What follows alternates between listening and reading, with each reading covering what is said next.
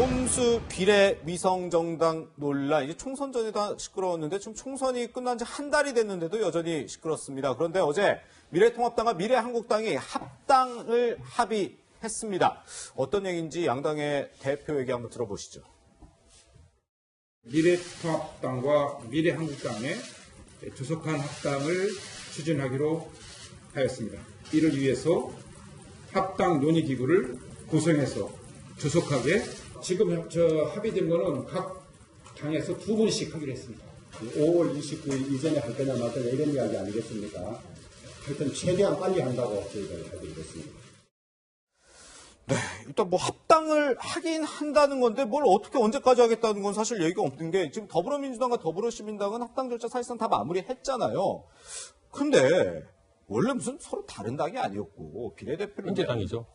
형제당이라 스스로도 얘기하는데 무슨 다시 또 기구를 만들어서 여러 절차를 거치고 언제까지 하겠다는 건 또 결정되지 않고 이거 어떻게 봐야 될지. 이게 아마 그 미래통합당이 어쨌든 지금 지도 체제가 갖춰지고 하니까 이제 좀 급속하게 진행되는 것 같기는 한데 19석이라 하면은 한 석만 더 보태면 교섭단체가 되는 것이거든요. 힘이 세지죠. 힘이 세지고 이제 상임위도 배정받을 수 있고 국고보조금도 상당히 늘어가고 이런 것들에 대해서 약간 그 생각이 다르게 주문이 다르게 잘 생각들이 좀 있었던 모양인데요.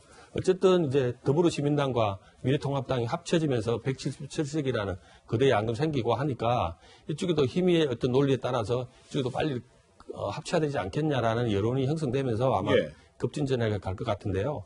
저는 이 문제를 보면서 우리 이번에 20대가 만든 그 소위 이제 연동형 비례제, 준연동형 비례제가 이런 결과를 냈다는 것을 보면서 씁쓸한 기분마저 드는데 어쨌든 그 당대당, 형제당이라고 주장하고 국민들 찍을 때도 어쨌든 미래통합당이랑 같은 거로 보고 찍었지 않겠습니까? 그러면 빨리 국민들에 따라서 합당해서 지금 오늘 교섭단체에 뭐 꼼수 부를 게 아니라 정당한 길로 가는 게 맞다. 그렇게 싶습니다.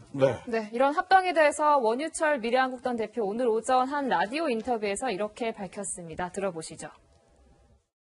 제가 당대표입니다만 우리 당의 엄연히 구성원이 계시잖아요. 현역 의원들도 계시고 새롭게 당선되신 당선인들도 계시고 또 핵심 당사자도 계시기 때문에 그분들의 이제 총의를 모아서 최고의 의결이 돼야 되죠. 합당을 하려면 당명이라든가 그동안 양쪽에 있는 의원님들, 당선인들의 뭐 상임위 배분이라든가 또 사무처위원들이 다 있잖아요. 각자요. 어떻게 또 합당이 되면 어디에 가서 근무할 것인지 이런 걸 협의해야 됩니다. 정당법상 당대당 통합이죠.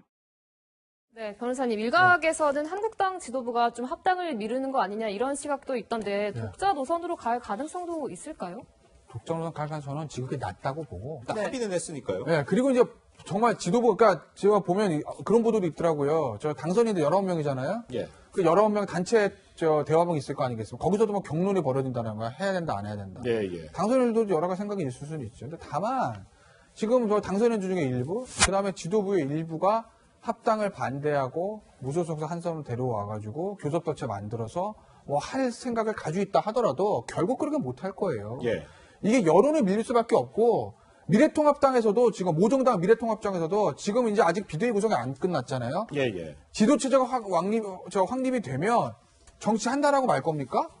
2년 후에 대한대선 안 치를 거예요? 지방선거 안 치러요? 4년 후에 총선 안 치를 거예요? 이대로 주저앉을 거예요? 그거 아니잖아요.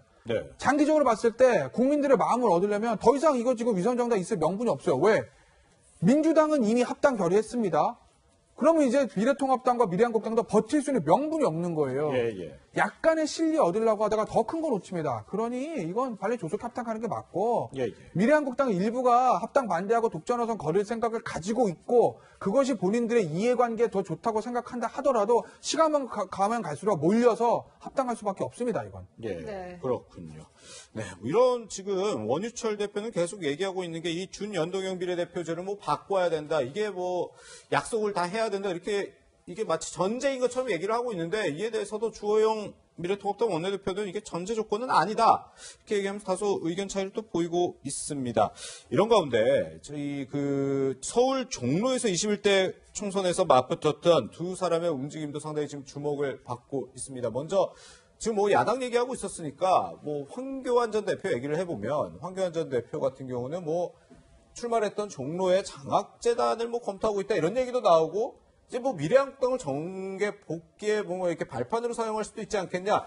뭐 여러 지금 정치적 관측이 나오고 있어요. 후자 부분, 미래한국당을 정치적 발판으로 사용할 수 있지 않겠냐. 예. 뭐 그 얘기는 사실 여의도에서 좀 돌았었어요. 그죠? 예, 예. 실제로 그런 관측이 있다는 것도 언론에 저 보도는 됐었고. 예.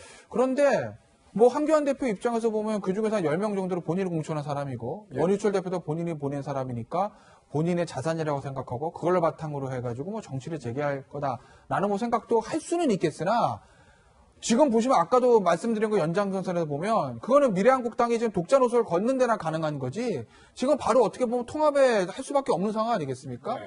그렇기 때문에 만약에 통합한다고 하게 되면 황교안 대표가 미래한국당을 본인의 어떤 자산, 정치적 자산을 발판으로 사용할 생각이 있다고 하더라도 실질적으로 그렇게 굴러갈 수는 없죠. 네. 바로 통합이 이제 돼버리게 되면. 예. 그리고 글쎄 모르겠습니다. 뭐 종로에서 장학재단 만들고 정치 재개하는 것도 본인의 뭐 자유고 의사 판단이긴 하겠습니다만 지금 황교안 대표가 해야 될 건 반성과 공부입니다. 즉 본인이 정치 입문에서 1년 동안 해온 일들을 되돌아보고 네네. 어쨌든 실패한 겁니다. 왜 실패했는지를 곱씹어보고 나름대로 개인적인 황교안 백서를 좀 만들어볼 필요가 있다. 네. 정치를 다시 하고 싶으면 예. 그런 말씀을 좀 저는 드릴게요. 네, 또 한 명의 이제 종로에서 맞붙어서 이번에 당선된 이낙연 전 총리 같은 경우는 오늘 뭐 오찬회동 자신이 후원회장 맡았던 초재선 당선자와 오찬회동 한다니까 또 어떤 얘기들이 나오는지 또 주목이 되는데 이 합당 얘기했으니까 지금 여당 쪽 얘기도 조금 간단하게 좀 해볼게요. 지금 뭐 더불어민주당, 더불어시민당 합당 절차 사실상 마무리가 됐는데 지금 열린민주당과 추가로 또 합당할 수 있지 않냐 이런 얘기가 나오는데 문제는 원래 지금 최강욱 열린민주당 대표가 선출이 되면 뭐 통상적으로 당 대표들과 뭐 인사를 하는 자리를 가질 텐데 이해찬 대표는 지금 일정도 못 잡고 있어요. 지금 뭐 대통령 통화 이런 얘기 요새 화제가 되고 있는데 합당 그래서 이제 그 얘기는 대통령과의 7분간의 통화 이후에 급격하게 예. 통합 얘기가 나오긴 하는데요. 네. 민주당 내기로는 조금은 이제 좀 엇갈린 반응들입니다. 네. 지나치게 대통령하고 통화한 7분 내용을 세세하게 다 나온 거 아니겠습니까? 네네. 통상적으로 뭐 덕담 수준의 얘기를 너무 노이즈해서 지금 열린우리당에 마치 가치가 있는 것처럼 민주당이에요? 생각 아니냐. 열린민주당. 열린민주당이 좀 그렇게 서로 노이즈 마케팅 하는 거 아니냐라는 반대 여론도 있고요. 왜냐하면 지금 177석도 상당히 부담되고 큰 조직이지 않습니까? 예, 예. 여기다가 사실은 어쩌면 뭐 선거 과정에서는 효자니 아니니 하면서 서로 적자 논쟁을 벌였는데요. 이런 부분까지 통합해서까지 하는 게 오히려 부담스러울 수 있다. 왜냐하면 지금 코로나19 이후에 경제 문제나 이런 민생 문제나 이런 것들을 좀 위주로 가야 되는데 네. 갑자기 열린민주당이 지금 그랬던 내용이 뭐겠습니까? 검찰개혁 뭐 이런 거 아니겠습니까? 예, 예. 이런 걸 의제로 내걸면 사실은 정쟁이 될 수밖에 없고 코로나19 이후에 경제적 상황을 수습해야 되는 국면에서는 별로 도움이 안 된다 이런 판단도 많이 있는 것 같습니다만은 그렇군요. 예. 어쨌든 이 부분은 뭐 어쨌든 뭐 연대 정도 차원에서는 할 수 있어도 통합 부분까지 갈 수 있을까라는 생각은 드는데요. 뭐 어떻게 결론이 날지는 모르겠습니다만은 서로 동상이몽이 아닌가 싶습니다. 네. 네, 합당 관련해서 나오고 있는 여야 정치권 소식들까지 분석해 봤습니다. 두 분간 여기서 인사드리겠습니다. 고맙습니다.